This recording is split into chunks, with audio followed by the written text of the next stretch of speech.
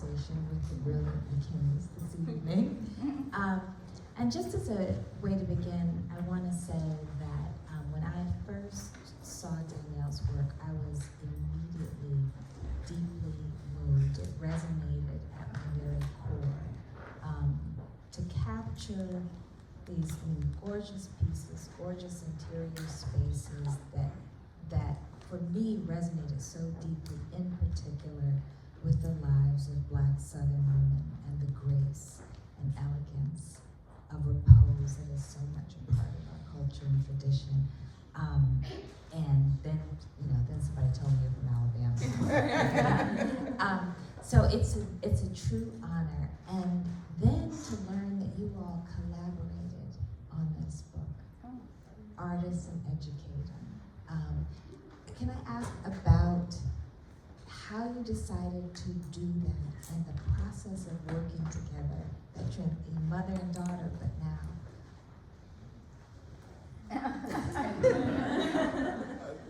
I'm just wanting to say to everyone here, first of all, I give thanks to Imani for being and coming with us tonight to do this.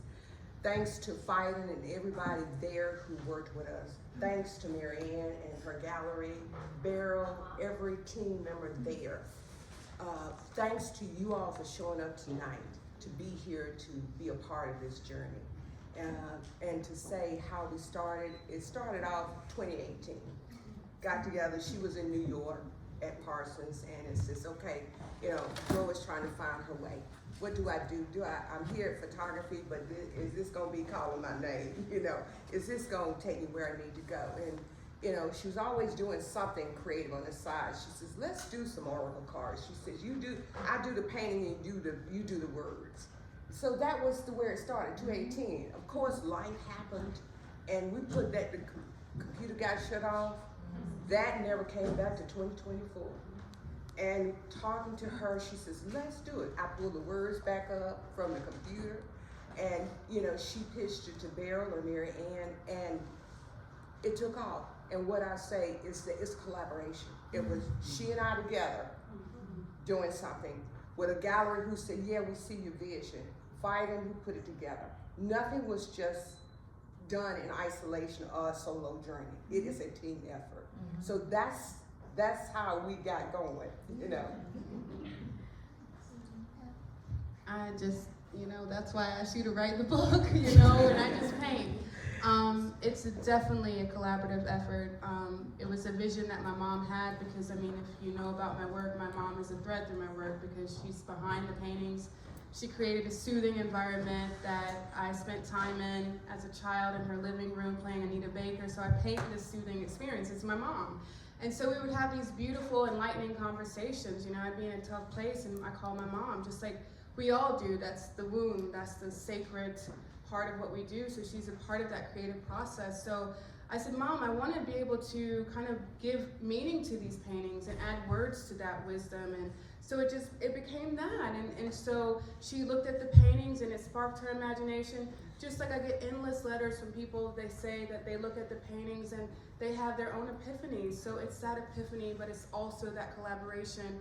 And I also want to take the time to thank Imani for being here because we had a beautiful conversation. I said, where can that thread of voice continue and the narrative as a writer continue? And she brought that. And it was also the Fiden team that took the vision and said, you know what? I can't see beyond a painting, but they could create it into a book and create it into a journal that became a collaborative effort for you to open up, and it became a place for you to write and to explore. And then the Boski team, my family, that said, yeah, we can make this happen, and this is how we're gonna do it, and we're gonna support you along the way. They're my everything, and we're in this all together. You reading the book, my mom here, this is a moment that we're all on this stage, and we all need each other right now, and we all need that intimacy. So it's a way to really share. It's beautiful. So I want to go back to her childhood. Oh, great. And I'm curious, when did you know she was a creative person, an artist? And maybe if you have some words about how you facilitated that. Okay, married, had Joy, father died, so I was already a social worker. So I came along, married, Baptist minister. Joy came along, Baptist minister passed away, so it was Joy and I, okay? You know, being a social worker, knowing that children need things to be involved with. Every time I worked with a child in a school or a child in a family, the children and being an administrator, children who were in school who were into arts, into different things, they never got into trouble because they had an advocate there for them. And so with Joy, it started out, you know, we would buy magazines, and that was the thing. If you went to the grocery store, you had to get a magazine. Okay, but the other thing you had to watch out for is you had to put it up, because if Joy got to it, it was going, you're going to go to read the article, and that is not going to be there because it's cut out. Joy has gone in there with scissors. And 20 years later, my mom is packing to leave her house, and in the dresser drawer, it's stashed in the bag. These paper dolls Joy had cut out, you know. So that was like cutting out paper dolls and being a social worker too, you know, having the arts, you know. Joy did charcoals, you know. My sister cut me and said, "Oh my God, Barbara, all that charcoal dust, we don't never get rid of it." So, you know, to be exposed to whatever was there, you know, ceramics, you know, just everything, not just one thing, but exposing her to everything, because it gave me, as a parent, a part that she was safe, she was involved, she was being nurtured, she was being cared for. So as a social worker, if I was going to deliver children around the county, my mom said, "Okay, I'll pick her up and take her, and you can pick her up tomorrow." So the thing about creativity is that it didn't take one specific form. It was just all different things. It was the goat and the pig that she did, you know, but you know, it was photography. High school, she came around and says, "Okay, Mom, how can I make these people beautiful? They're not beautiful." I said, "Just take the picture, baby." You know, just, you know. But it was all these different things, you know, as a way to guide her, you know, a way to keep her in the right path, the way to put her in with people who could see things, you know, to get her mind to go different places, other than the places that, you know, were not the way where you wanted them to go. So as a mom, that was always my motivation. Let's see what we can find we can get into. You know, what is it?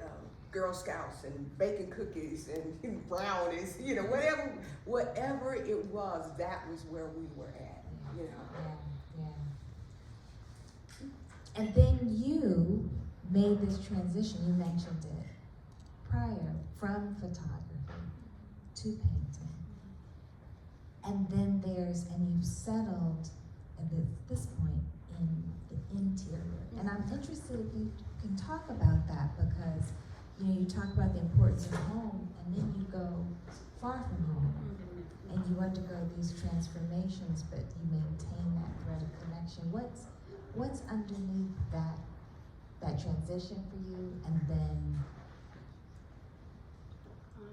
That's a beautiful question. I think that's why I asked you to do this. It was going to be real.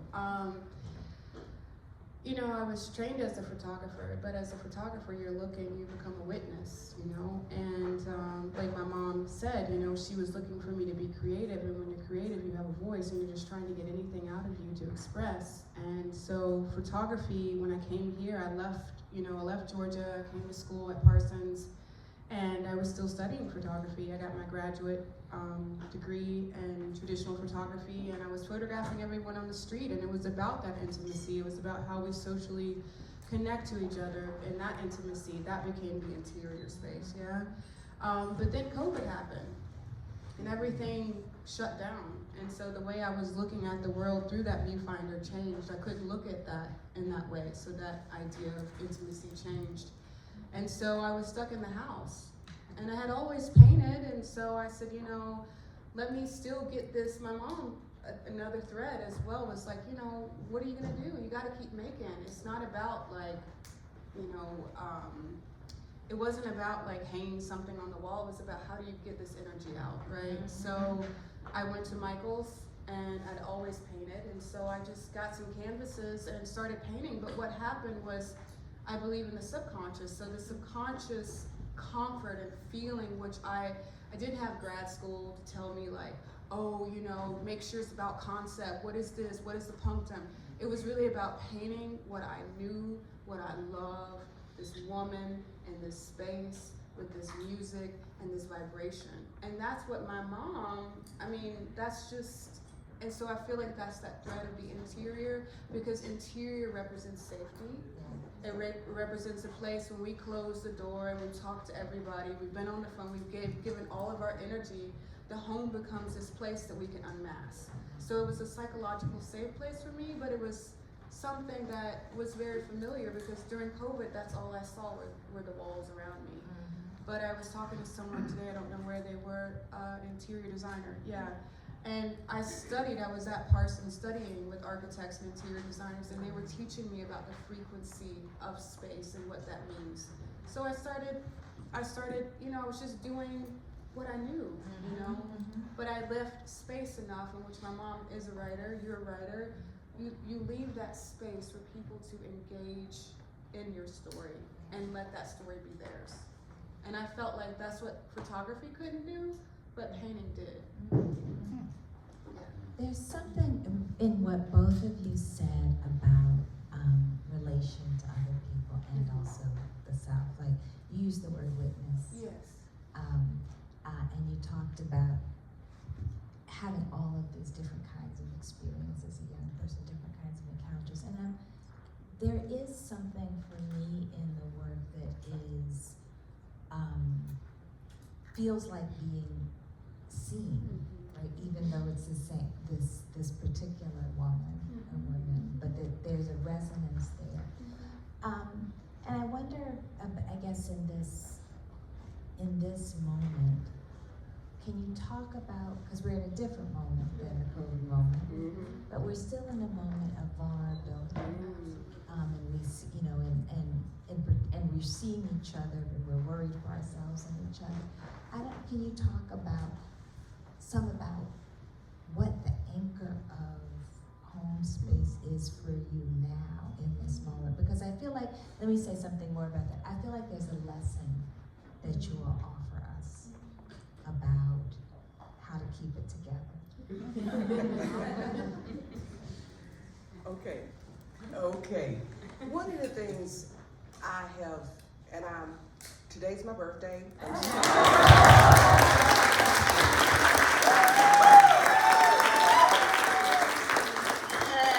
yesterday was her birthday. So, was that not a deal for you? Yes, sir. And I'm 72. I ain't got no shame in the game. Here's the thing that I've learned. When I left my 4 numbers, and your numbers may be different, you may have 2, you may have letters, but I have 4 numbers, that's 3,000. And when I leave and go outside that door, I face it all. I have no control over what's gonna happen, or what I'm gonna see, who I'm gonna run into, and how they're gonna behave. But when I get to my 4 numbers, and I can take my shoes off, I can take my mask off, and I can feel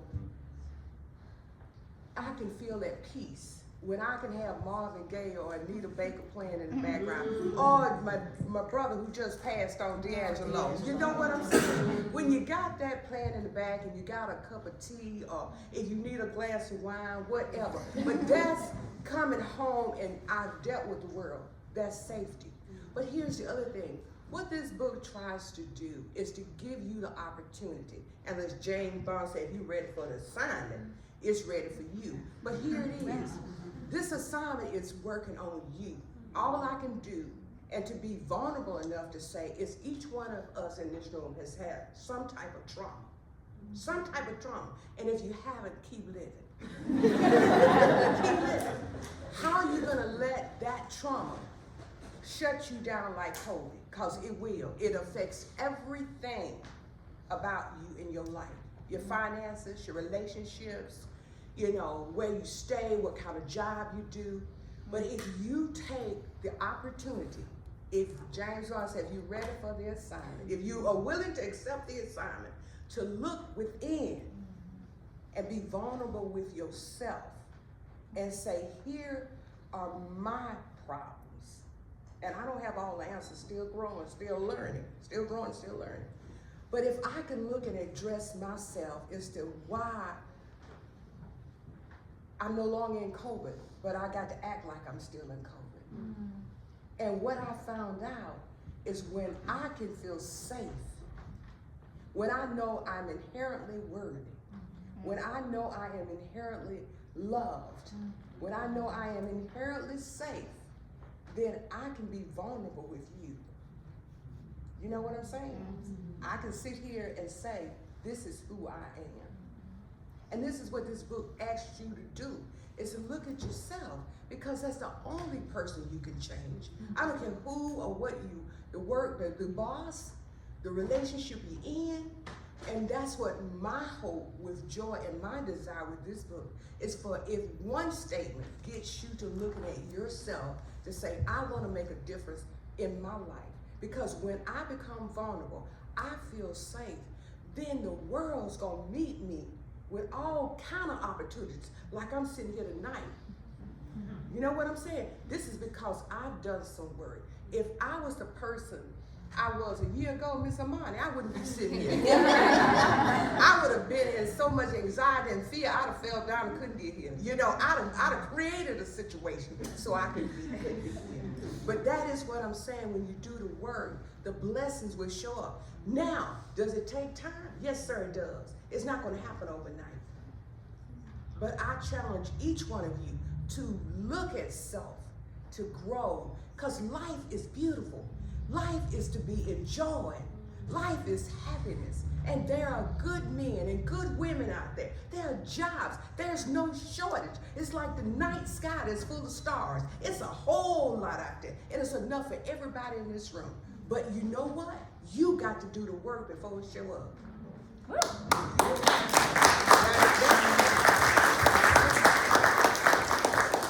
And we've done the work. Because as a mother and a daughter having this relationship, we've been through the muck and the mire together. And it wasn't always easy. But one thing I would tell you that has gotten me here as a mom is to say, I'm sorry, that I wasn't present sometime. I couldn't be there because I didn't know no better. I couldn't give you what you needed because I didn't know how. But I'm here now, and I'm sorry for not being able to not to be there. And I'm here now with you to help you whatever way you need it. But that's the key to it, is the forgiveness and be done with it. That's vulnerability.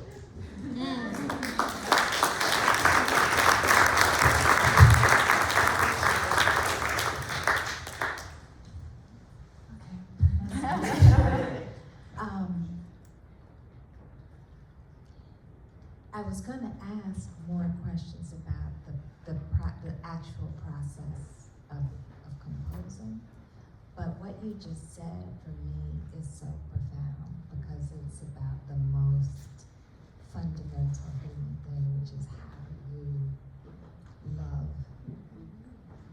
How do you go through? And so your description of the book has transformed me, because it is a testament to the transformative possibilities of love, that people aren't exactly where they're always going to be.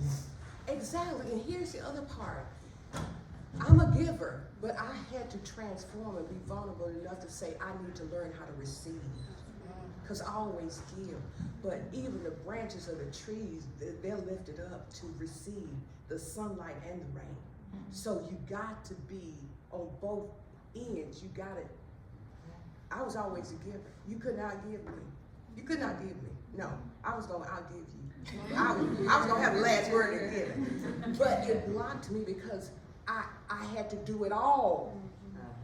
Okay, and when you can't receive, you can't receive from Heavenly Father or whoever you want to say, Buddha, all it doesn't matter. But whatever, you can't receive. But when you learn to love yourself, I am worthy. I'm inherently worthy. Just waking up and breathing in the morning, and with no makeup on, my hand stand on my head. I'm inherently worthy.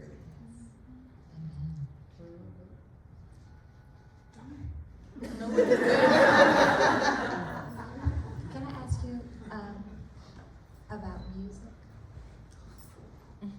I'm sorry, it's just like when I hear her talk, it's like, and I'm on the phone with her, and this is just like, she does that, and it's, you know, she can run straight through my spirit, you know. And I'm so thankful that you were able to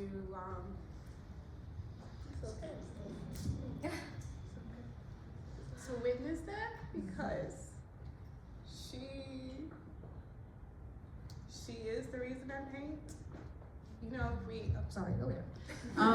if you want to talk about being vulnerable, when you're trained for 25 years almost as a photographer, and that's all you've known, you spent over $200,000 to get a degree in it, and you have to abandon it, right?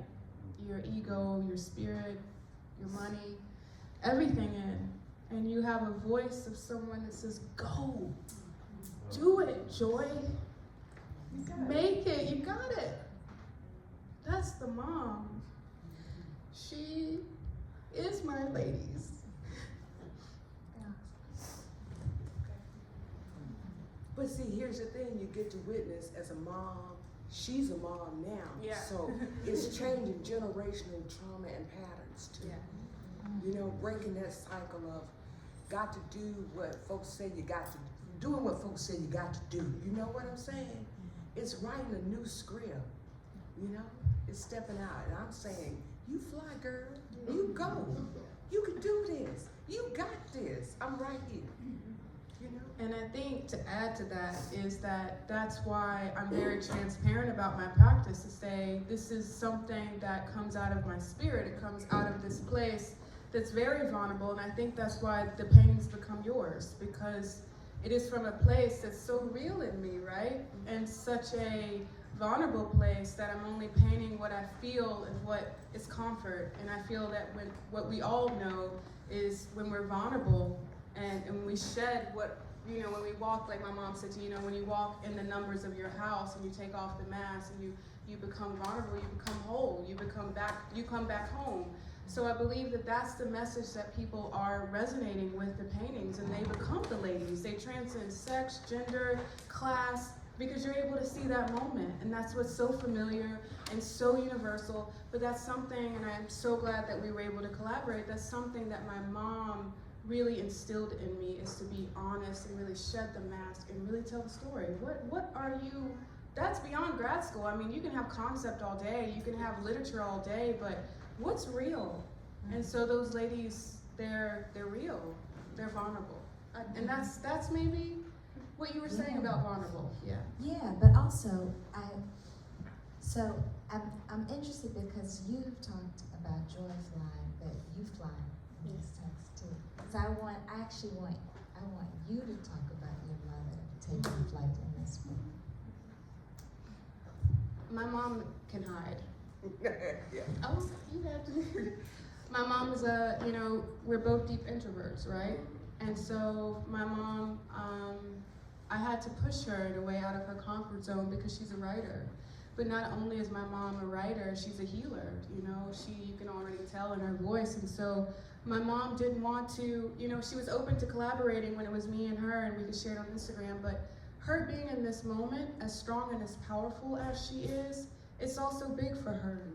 She's a big voice, a big spirit, but this is also a big step for her in her own vulnerability to show up and be seen, yeah? So that's the part of my mom that I'm celebrating today, is that you can witness, and she's letting you witness her. And that's the beautiful, I think even the butterfly on the cover, that's the transformation, is that we allow ourselves to be seen as we are. And that's what my mom is, a big step today. Okay, so I'm going to go back to this question about music. And maybe we could, you've named some people, but I'm wondering about, do you listen to music as you write, as you paint? Are there artists who you feel like sort of sound like the way, what you're reaching for? It's a vibe in writing. Sometimes the process of the words will come, and not a great speller. I have to call it, what's the name, Siri says, spell this. I can come up with the word, but spell it's not my thing. But music is a thing that I can add, but sometimes I can't deal with, it has to be jazz, or it has to be classical. No words. No words, that takes me out of that process of pulling it together. And sometimes it has to be just pure quietness. Light a candle and say, okay, Spirit, come dwell within me. Help me to pull this through, you know. So that's the process. It's not one thing all the time, but that music does play a part. Even if I listen to something with words initially, you know, it could be blues, it could be jazz, it could be country, it doesn't matter, you know. It's just the lyrics and the symphony of music. Music it's just a part of me. 1971, I'm going to college, Marvin Gaye. You know, Joy in high school, this kiss. You know, it's just, you know, certain music tells a story of where things were happening. You know what I'm saying? So. Definitely music is, we were in London and I got asked that question a lot about music because to me it's a trigger, right? And I think I've told the story about, you know, I was raised pretty much with older people, and my grandfather, I spent a lot of time with my grandfather and my grandma, and my first witness of sound was like, you know, being in Granddaddy's church. It didn't have acoustics or anything, but it was the vibration, and coming from the South, you know that moan, you know that ooh, that's the story through the sound, and so it triggers this feeling. So that was my first understanding of sound. And then when I went to college, I studied sound. I would be in a pitch black room and they would play like, you know, frequencies, and you know, you smoke cigarettes and understand the vibration of sound. So with photography, I'd use it on the streets. I'd have my headphones in and watch. It silenced everything. But with the paintings, I need music. Like my mom would say, turn on some music and get a lady on out of here. You know, like she knows that it'll conjure. It's almost like a conjuring. So it can range from like Cocteau Twins, Isley Brothers, KWN. Like, you know, I've been listening to LMA. You know, it's all these different artists. You know, and then a new song came out. It's called Folded. I can't remember the name of the artist, but it's like. It's as soon as I feel it, I'm like, okay. And then it can be classical. Like my mom and I, if I'm going through an emotional period, I can't hear words. I just want to hear. And lately, the more I heal, I'm safe in silence. So I don't want anything. That vibration of just the cars or a bird pecking outside becomes a frequency that I can focus. Oh, Hertz. Yes, Hertz is a good music. Toni Morrison had this thing, I never get the quote right, where she said, you know, musicians and artists have color and sound, but writers, we just have these 26 letters. We're trying to find. So but something really precious about having the letters, but then also have the companionship in the visual register too. But I guess, you know, I've been so, I think everybody here was so moved by the kind of the spiritual depth and also exhilaration and sense of possibility that you all have shared. I want to ask about grief, though. Grief is something as one scripture said, we die daily. You know, there's a part of us that's dying, and I think sometimes we don't realize it. The moving up, when you close a job down, you leave a job, it's grief. A relationship is grief. Just as there's a celebration of a new house, there's a grieving of the old, you know, and to allow yourself, and I've allowed myself, because with anybody who's experienced any kind of trauma, the body holds the whole story, but your mind couldn't phantom, your body held on the south, see you through. And there's a part that sometimes, you know, a song will come on, or something a movie, and tears will flow. Grief. So you don't have to understand it, but if you allow your body to let it be released, it's a freeing. And healing in each and every one of us, the tears will come. And it's the homage you pay for what you've experienced. You know what I'm saying? So it is a part of life. You know, like I say, you can get a new job, but you're leaving the old one. That's a grieving in it. You can get a new house, but you're leaving the old one. So it's a grief.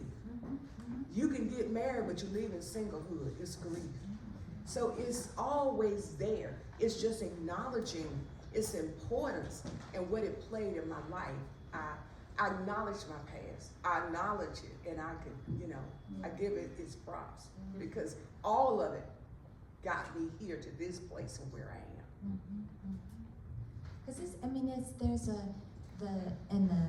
the paintings, the solitude, of course, has so many meanings, but one of them is, you know, as you say, there's moments, I don't know, the moments, at least for me, of the deepest grief I experience when there's no, like, it's when there's nothing, no one else is around, and you just have to deal with the self. And one thing I found is that typically my thing has always been to run from it. Numb myself out some kind of way, you know, like we all do. I think Solange say you can eat away, sleep away, sex away, you can do all kind of things to not deal with it. But here's the thing, what I've learned later in life, if I can sit with the feeling, it's just a feeling. If I can sit with that grief and let it come through, breathe hand over heart, I'm inherently worthy. I am safe. I am loved. I am protected. I'm gonna rise above this. Tears are gonna flow. Best thing I can do is get a shower and go to bed, you know. And in the morning, as the scripture said, joy comes in the morning. It comes in the morning. That doesn't necessarily mean that's gotta be when the sun rises. It could be any time. But that is, if we can deal with the grief, we come out on the other side of it, because that gives us space to really love, you know. I mean, and I was thinking about it initially when you were talking about COVID as this almost like a tunnel through which you experienced a transformation. It was this huge moment of collective grief. I think you really touched it, what I really wanted, because my show that I just finished, Second Wind, was very dark. The paintings were really dark. And I remember my confidants came, and I was scared because, you know, when I'm working very subconsciously. But then we were talking before about the witness, right? And I'm a witness of a collective energy that sometimes we bury to stay happy or perform, right? But the world was so brutal. It has been so brutal, like what we've been witnessing, even in our own internal emotions. I mean, I'm going through my own personal stuff, but I'm not trying to paint that. I am in a way, but I'm grieving. I'm grieving the grief of what I'm witnessing constantly. And even when I leave to go to Europe, I'm still seeing it. And so I go into the studio and I called my mom. I told my mom, I said, Mom, I feel so guilty painting this lady just smoking a cigarette on the sofa. And my paintings were tense. These ladies were like really exhausted. And that's the beautiful thing of having gallery that become family, is that she said, you know, we need to see this because we're a collective, and people, they're not dark, they're beautiful. You don't have to hide it. Doesn't always have to be beautiful, right? Because there is beauty in that moment of being transparent. So I believe that grief is transparent. I believe grief is collective. You know, it's beyond COVID. We're in a very crucial, emotional, heavy witnessing. But you get up and you look on Instagram and it's kittens and dogs, where you're like, what? And so I put that in the paint. And I keep telling myself, like, where are the colors? The colors are there in the transparency. So I think that's the grief, and then also my own personal life as well, as a mother, as a wife, as a human being, as someone aging and changing, and, you know, a woman of color, you know, go back to the South, it's a different story than the North. So all of these stories blend, but it's beautiful, and that's what I was going to ask you both as writers. You know, you put it in literary words, but, you know, how do you do that so wonderful is that you want to be able to allow, we talked about that too, allow other people to enter and bring their own story to that. So yeah, I hope that answers the... Okay. I mean, I will say one of the things that, so just thinking about the moment, the other day I saw a mother being interviewed whose 7th grade child had been taken by ICE. And I could not, and you know, as a mother, you experience all kinds of times somebody even looks at your child wrong, just a torn up, right? I could not fathom, I have 2 sons, I could not fathom the experience of someone stealing my child and not knowing where they are. And of course, our history is full of that. Right? And so, I was trying to sort of, I don't know how to describe it, but be a witness for this woman emotionally. And I guess that's what part of the thing that I think as someone who does creative work is, and not wanting to evade the truth of the complexity of our lives, is how do you make space that is truth-telling and yet also, what's the word? Soft isn't the word, maybe divine enough that people can actually, has enough spirit even in the hard parts that people can actually find themselves in it. The only thing I would say is in any creative measure, you come from your heart space. You do the best you can. Then it's going to reach somebody. It may not reach everybody, okay? Right. But if you come from the best of what you've got, that's all that you can give. So and you put it out there, and the people it's supposed to reach will reach. The other part of it, the other story, I may write it, and it reached this part. I think you just do what you can with the gifts that you have. Yeah. I love that because I think so often there's this, we either we single out individuals, right, as a kind of, or aspire to something that somebody else has as opposed to the fullest realization of what we are here to give. Mm-hmm. And I think that's a testament to it, and because we need different things at different moments from the world. Well, it's like this. I am an individual that 20 years ago as a mom, I did the very best that I could. I didn't know then what I know now. So sometimes when things show up, you have to be in a space to receive it, to greet it, to acknowledge it, for it to work for you. If you're not in the head space, you can present it any way you want. It's not registering it. So it's like, I think there are different times in our life. It's just like the seasons. It's autumn now, and there's a certain time with it. There's winter, there's spring, but it's never too late. I might have missed it in the autumn. I may pick you up in the spring, girlfriend.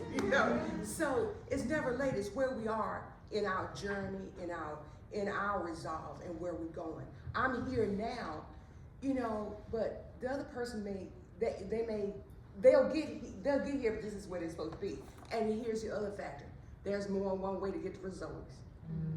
You don't have to come straight down whatever that street is out there. I'm from Georgia. Somebody could drop down off a helicopter out there, So, it's you do what you can do.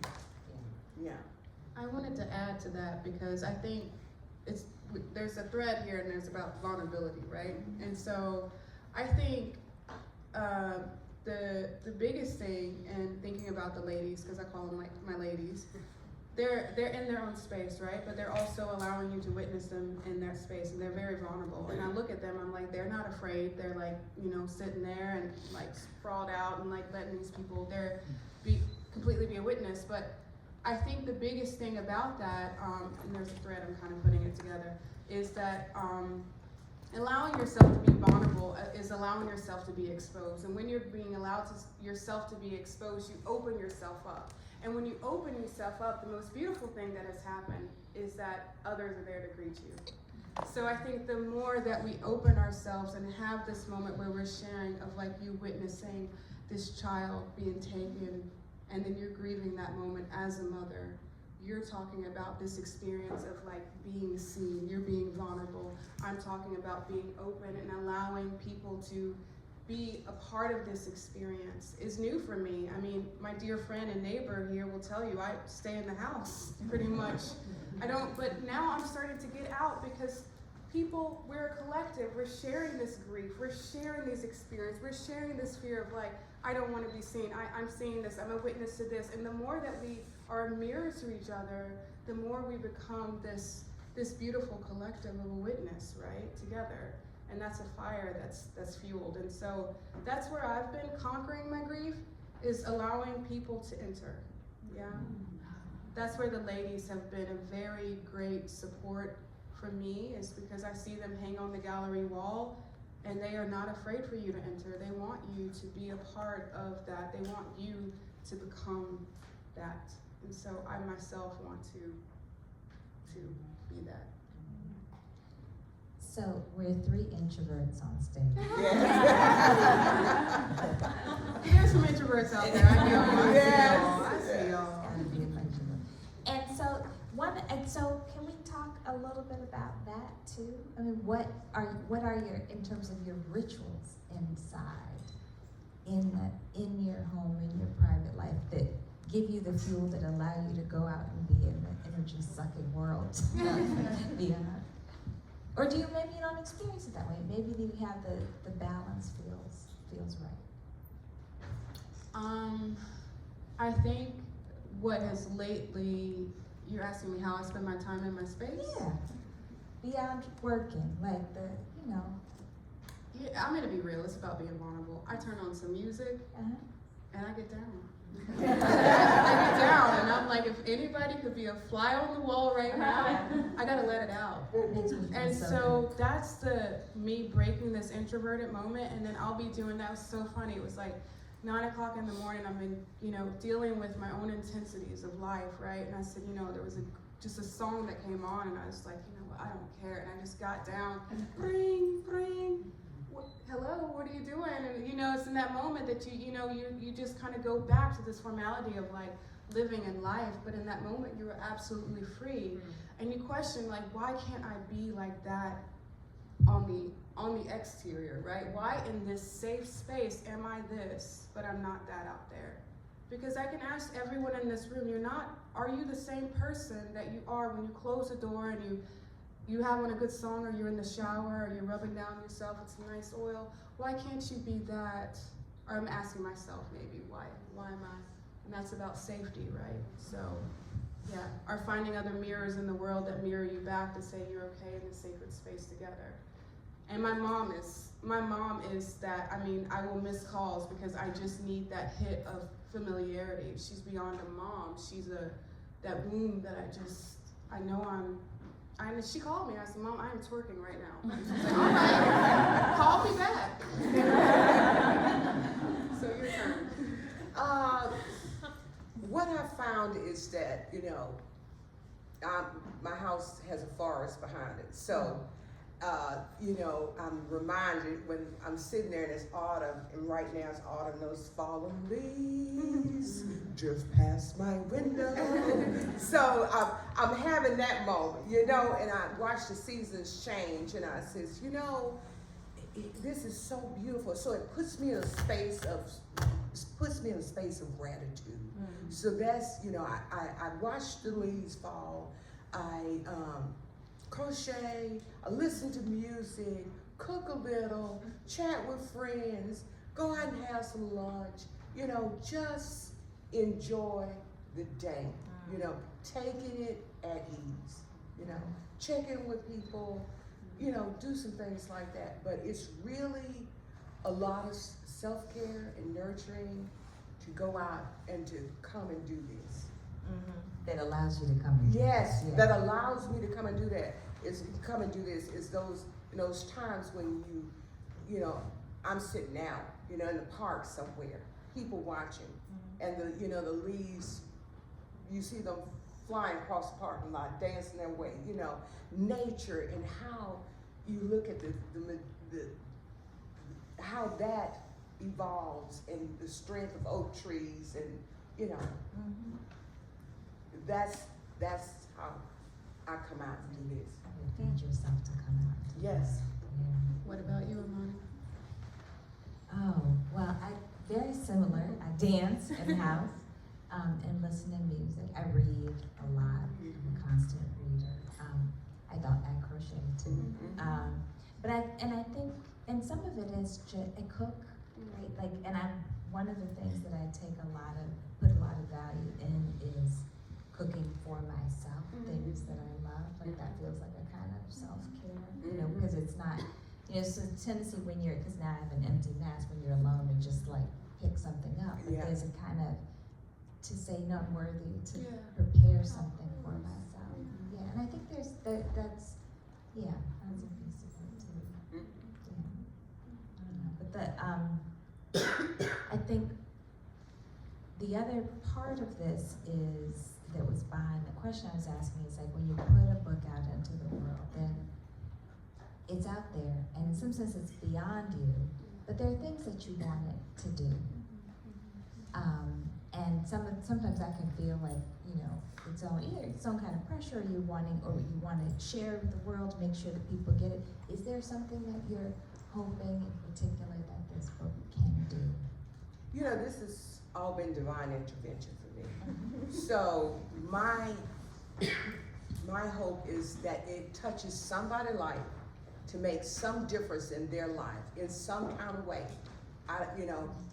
That's to leave that blank space of how it happens or what it does, but it's just to give the opportunity. It's beyond me, you know. Spirit, help me to write it. Help me and Joy to collaborate with it. And now it's on its own. You like birth the baby. You let it go. You let it go. But if it makes a difference, and that's all you really want, to help somebody, when it's all said and done. I hope that it can, like my mom says, to echo the fact that the world that we're in, whether we're in America or wherever we are, we need medicine, and that medicine is self, right? And my mom's words, along with the ladies that people you see, but those ladies become them. So I hope that it's a moment that people can have a quiet reflection, a time to like turn off everything else and say, you know what, this doesn't matter. Let me be absorbed in some colors. Let me be absorbed in some words of wisdom, you know, from a good mom. My mom is like that universal mom. She's everybody's mom. I remember in high school, my friends would come over and they're like, can I just stay? And I'm like, you know, so it's that universal love that I wanted everyone to witness because she is a part of that for me, but she is that mom that, you know, so I hope that she can soothe you with those words, but I hope that she can trigger you because like when you open up space in here to kind of go within, you make space for everything else, right? You know, so I hope you can get a cup of tea, reflect, and I hope that it inspires your creative practice because I believe we're writers, we're musicians, we're thinkers, we have voices, we're social activists. We're much needed to conjure the spirit within to get out and become something greater than what we're seeing and witnessing now. So that's why I wanted to do the book, but also too, to share that this is about collaboration. I was telling my mom today, this isn't my book. This is a book of everyone's ideas coming together that is that. So I want you to be able to see that it's not just a daughter and a mom, it's a publisher, it's a gallery, it's a friend, it's so many things together that make that happen, and that's why we really need to share and be a part of that and collaborate and not know that it's just a single person. I'm not a painter, I'm a product of my community, and I really stress that we need each other, so. I love that, yeah.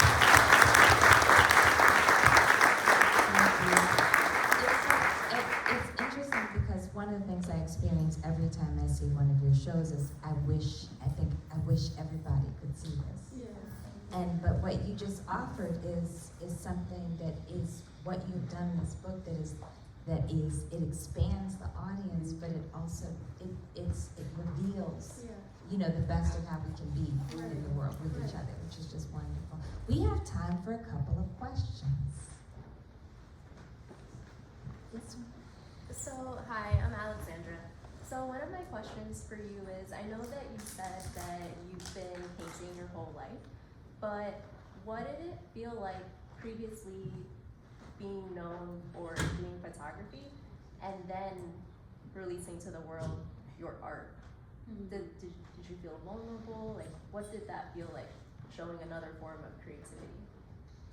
You know, I still struggle with being vulnerable because I still think about myself as a photographer, but this is what I was saying with like why other people are so important in your life and you be vulnerable with them. I had a professor, you know, that I met back up with when all my paintings were just taking off, and he was my, you know, my photography teacher, and he was like the one that I would just be vulnerable with and share, and I sat there and I said, I spent all this money, I came here to New York as a photographer, and you know, I didn't, you know, my success was there, but I was like, I abandoned my craft. And he said, no, you didn't. He said, you're still thinking in the grid, you're still pulling from photographs, you're still cutting out of magazines, you're still witnessing the world and photographing it every second. And he said, those shoe boxes, those photographs of people on the streets, the ladies that you're painting are the thread. And so you never leave one medium for another. Like, you know, my mom's a writer, but she's also a speaker, you know, like there's threads through all of it. So that helped me get over the guilt that I abandoned my craft, because I'm still a photographer. You know, I'm still, you know, it's a painter. It's just all in the voice. Do you have a favorite lady? I think my favorite lady,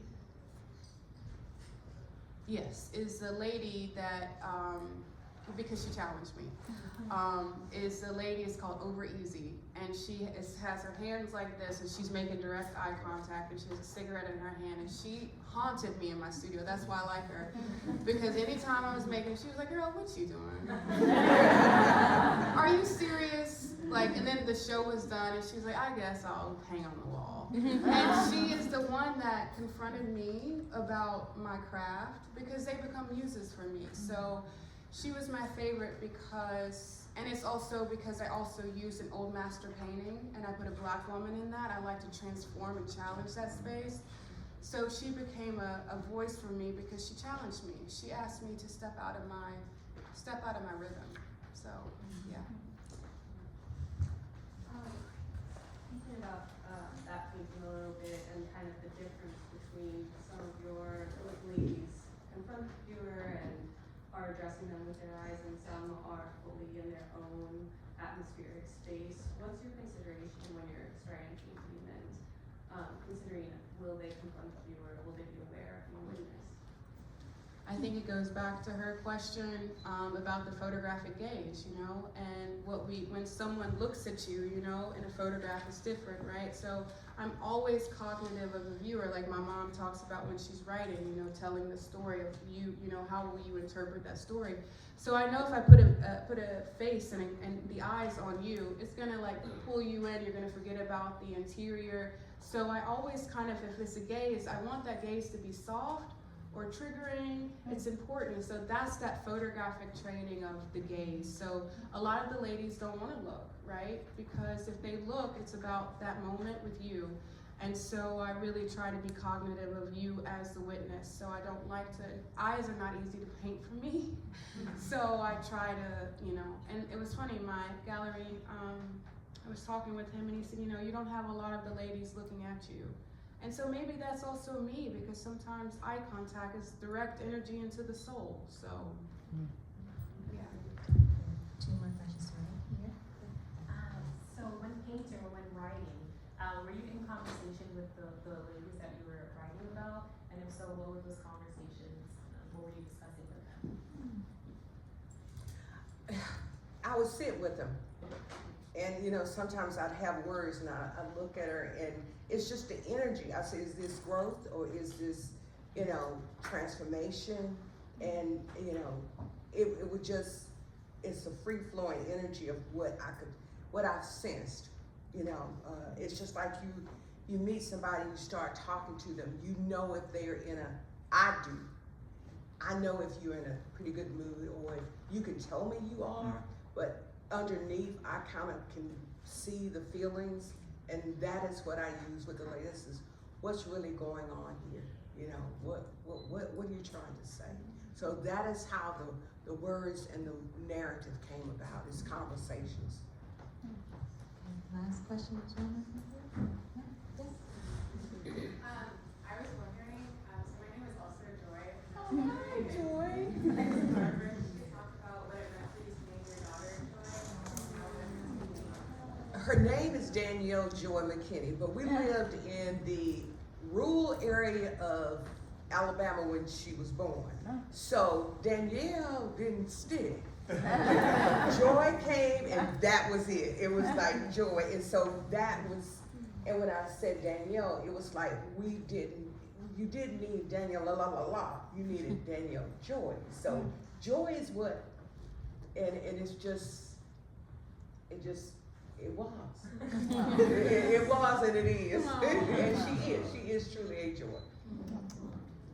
On that beautiful note, will you all join me in thanking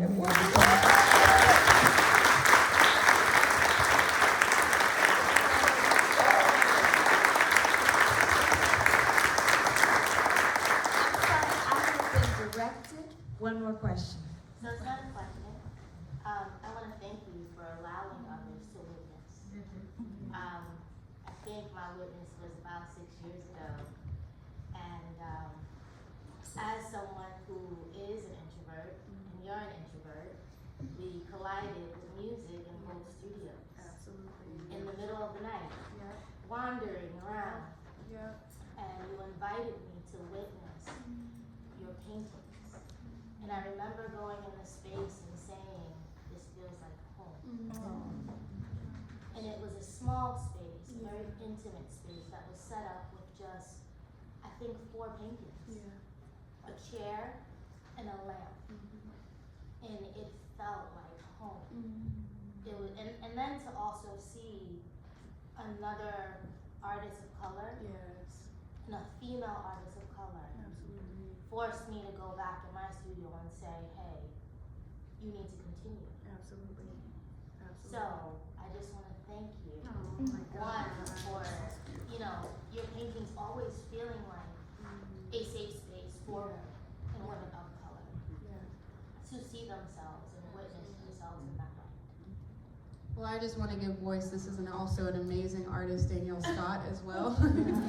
And it was so funny. That night was, I was painting and questioning my craft constantly, but I got out and said, let me just go. At that time, I was smoking cigarettes. I said, I'm going to go smoke a cigarette. And in the middle of the night, I meet a mad, beautiful woman coming down the hall smelling like Nakchampa. And we meet like souls. And I say, come on in. It was like saying, come on in. And I was being vulnerable. I was like, I don't know what I'm painting. She said she's a painter. And it was a moment of being able to encourage each other, and that's also another moment to say that's why we need each other to kind of open our spaces to say come in, because that night I made one of my paintings Negaroni. I turned on her and I was like, all right, and smelled the Nakchampa, and that's why, I really want to advocate, please do not isolate.